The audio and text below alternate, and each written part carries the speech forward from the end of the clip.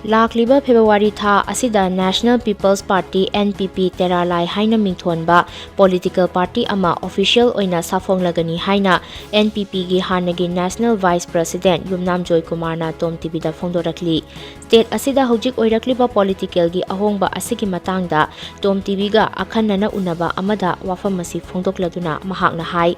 Npp gi National President Conrad K Sangma yauna Npp gi national leaders singna Manipur gi issue sing asi lumna lobagi mahut Npp asi North East People's Party haina semgat naba honarakpadagi mahak Npp dagi resign tawkhibani.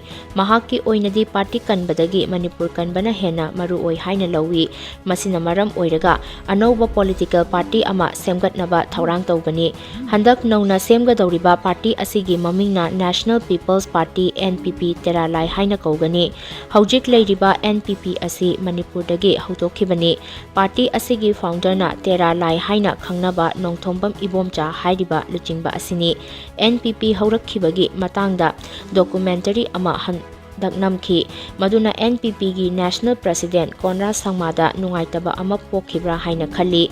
Makhoigi wakhalondadi party asi Conrad Sangma gi apokpa PA Sangmana haudokhibani haina loduna mahaki apokpagi liklam adu masak taknaba hotnai. Asigumba phibam sing asi leibadagi mahak Npp dagi resign tawrakpani.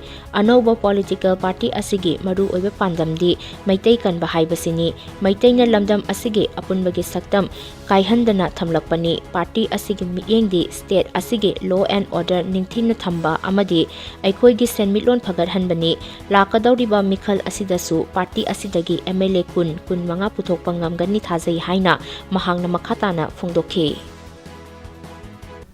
Maitei itself koi natandi aduna koi maitei centric oibda ka oi maitei gi kano to boda mapangan kalan bada ka oi maitei se akoi da we have the tendency akoi se pukchen mana amaga again kind aduna now let's drop all of it koi maitei amto idia te se to se aduna tagadi maitei se survive to umro Manipur survive to umro aduna madu to gudab to atei party di khangde adu koi party National People's Party Tera Lai se sigi party siri akoi maduna that will be our main objective adu target ogen maitei kandeva de maitei consolidate to do ya de adu si to re harga aina har koi na maitei na kalle harga kan basi da ka aina oya je state sigi main participant main gaur je maitei ne kuki ga naga khano kanju kanana samsangi maitei ne amma mataw sigumagi lakpa se